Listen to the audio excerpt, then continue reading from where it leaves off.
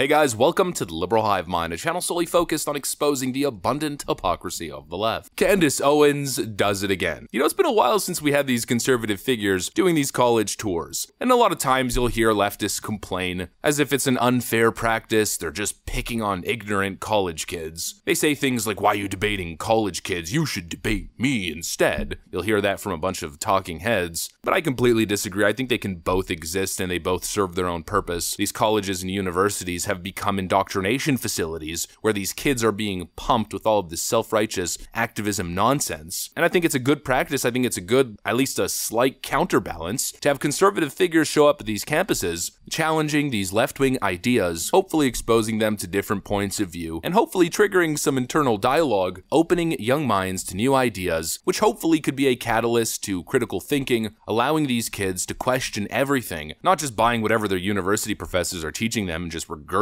that as an approved academic opinion. And that right there is kind of the topic of this video. These young college students are basically bots. Look, I went to university for a short period of time. I've experienced it. I've been in debates with students who just regurgitate the talking points that they hear in school. And this one particular interaction with Candace Owens, I think, is a perfect example of that. I want to show you guys two interactions in particular, have a conversation. We got some stuff to get into, so let's roll the tape. All right, folks, so let's first start off with this one. Hi, I'm wondering, there are dozens of words for two-spirited people, people that would now be considered LGBTQ or trans people in the native languages. So I'd like to know how, as these people have existed for thousands of years before you were alive or anyone else in this room was alive, and before anyone even colonized America, if trans people were around then, I'm just wondering why you think it is that trans people are only here now because the media is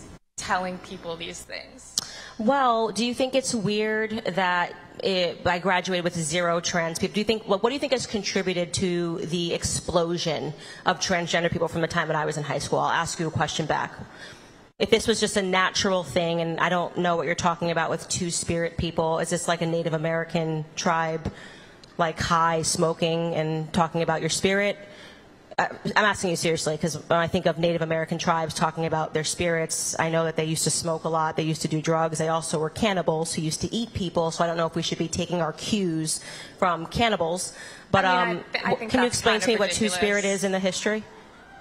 They're people that would now be considered trans people, people that did not feel that they fit What the part, though? gender. Native Americans? I'm asking you. Yes, I'm telling you that not only in one Native American tribe, but in multiple tribes, there were dozens of terms that referred to people that would now be considered trans, and that was hundreds of years ago. So I'm just wondering why you think that people are only trans now because the media is telling them to be. Well, I told you, because of the proliferation. So you can't just go from having 0% to suddenly 25% of people. Right, but what I'm saying is that these people were around for thousands of years. Well, what you're saying is that some Native American tribes had people that would be considered trans today, something that we can't fact check because they're dead. It's right? historical knowledge. It's historical knowledge that there were trans Native Americans.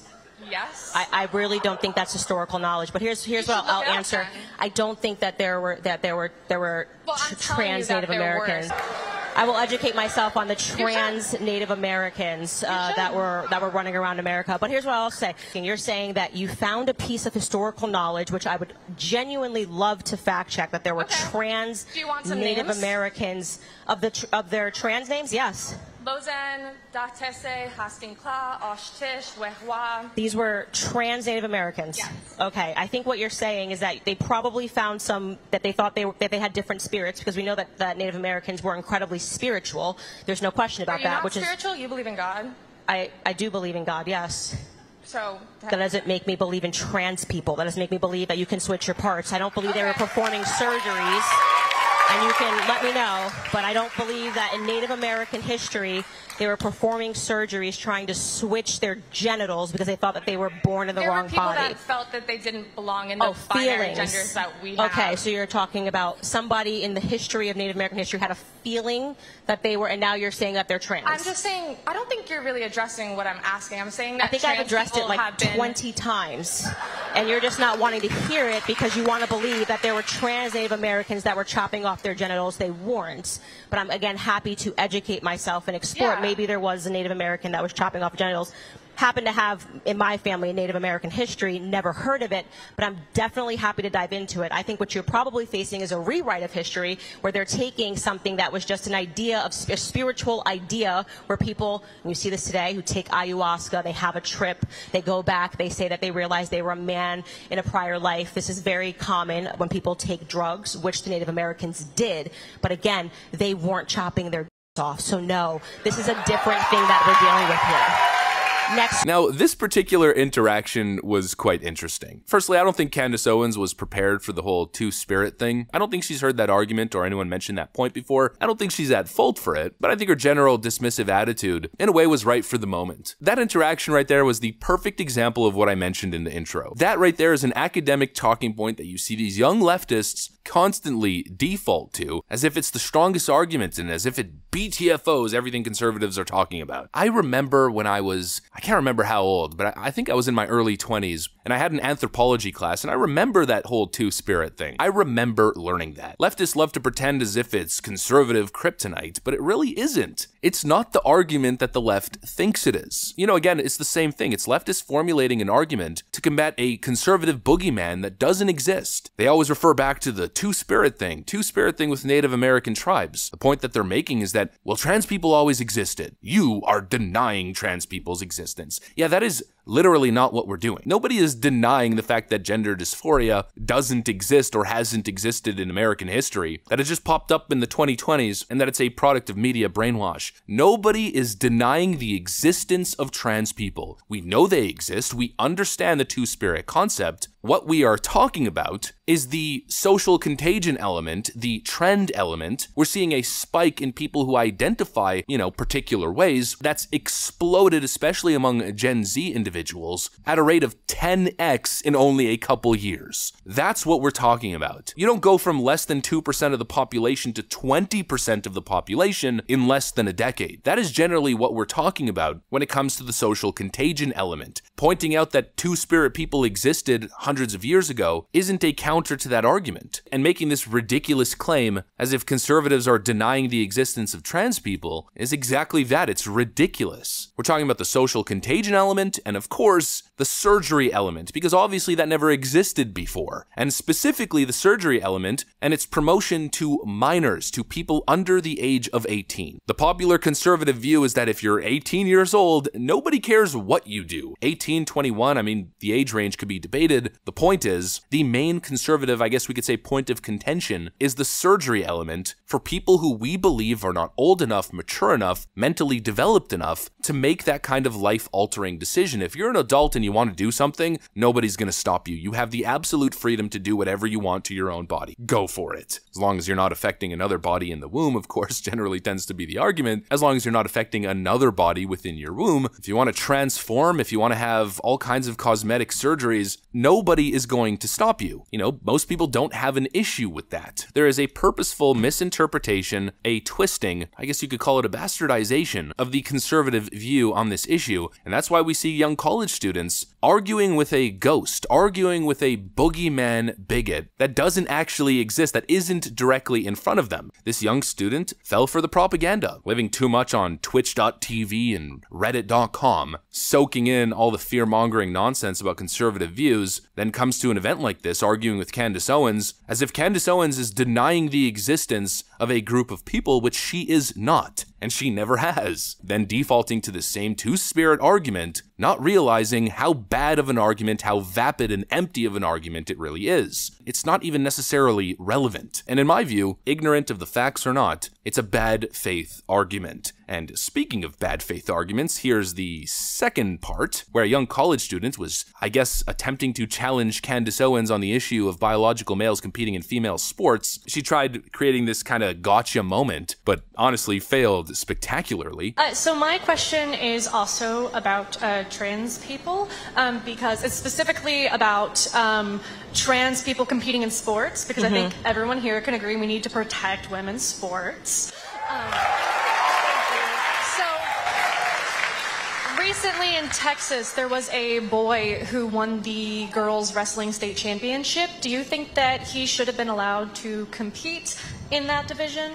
I think that a man taking down a woman on a map should warrant a call to the police. Wonderful. And should not, of course, be considered a sport. Because he was actually born female and forced to compete in that division despite being on HRT. I am so open to transgender people. Like, if they want to have their own division, go for it. I literally, in fact, I would love to watch it. So I actually would love to watch it. If you are opting in as a man, as a woman, to having a man take you down on a mat, that is totally fine for me. But what is unacceptable is that we have these divisions. This is for women, this is for men, and you have people that are allowing men to compete in these women's divisions and to obviously dominate, because going back to biology, men, of course, are stronger than women. They are always going to be stronger and faster than women. It's like how Leah Thomas went from getting second place in a race as a man to winning the race. Yeah, it's completely unacceptable, and it's fraudulent, and the people... Exactly. Going from second to first does not happen naturally. Yeah. And so I think... Leah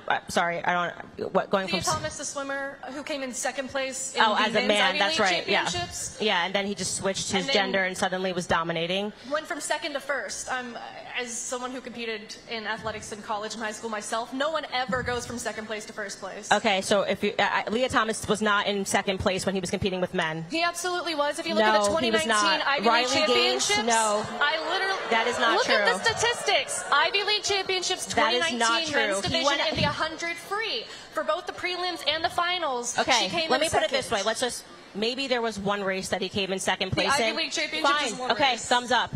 Riley Gaines, who has spoken about how she competed against Leah Thomas and it was not fair. Leah Thomas suddenly switching your gender, competing against women is not fair. I am open to Leah Thomas. You're going to say it's not fair. Don't ask me a question and then cut me off when I give you the answer. It's just obnoxious. It really is.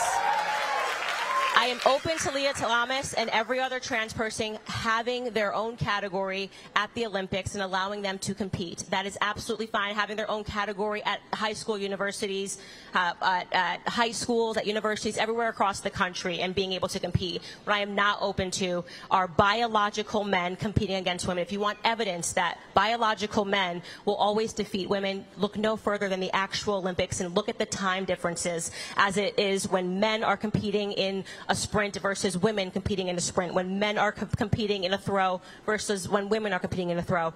If you don't want to acknowledge biological reality, I want you to lead the trans Olympics. I want you to be the person that establishes the trans events for people. Thank you for your question. There's more people behind you. Okay. I love that your solution is separate but equal. What? So we already have a, what? Your solution is separate but equal? What are you talking about? We already have men and women divisions, so is that separate but equal?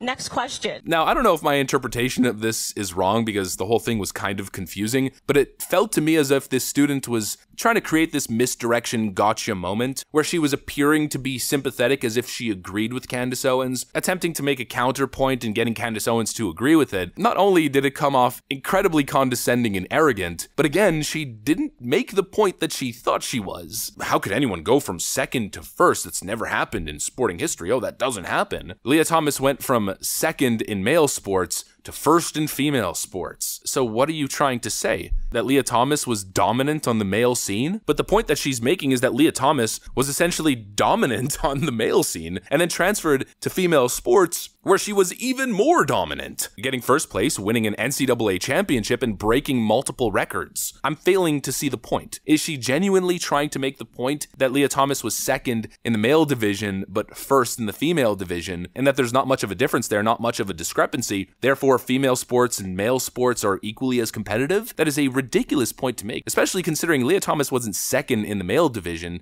When competing in the men's division, Thomas was, I think, ranked 420-something nationwide, not second. Pointing to one Ivy League tournament doesn't change that fact whatsoever. And the argument is absurd on its face, considering any female athlete competing in that space, who let's say is finishing first in every single female competition, isn't going to get anywhere near second place in any male division on the NCAA level. This is basic common sense. But of course, typical of these young university students, she makes the point, it pretty much backfired quite badly, and then of course, instead of standing by what she said, instead of engaging in a rigorous debate or discussion with Candace Owens, she makes a last-second, quote, separate but equal, snarky, dismissive comment, and then runs away from the microphone. Yeah, not exactly convincing, but not exactly surprising at all. These young students haven't been taught to debate, they haven't been taught to think critically, they haven't been put in situations where their ideas could be challenged, and this is pretty much the result, this kind of behavior. This aggressive, you need to educate yourself, ridiculous attitude that has no place in a debate, especially not when you aren't making the point you think you are, and the whole running away from the microphone thing the moment the going gets tough. This is why these campus events are so incredibly important, to challenge the academic status quo and expose what's going on at these universities. Another fantastic event from Candace. Great job. That's the video, that's my commentary. Hopefully you guys enjoyed it. If you did, make sure to leave a like and possibly subscribe. Thanks for watching, and I'll see you on the next one.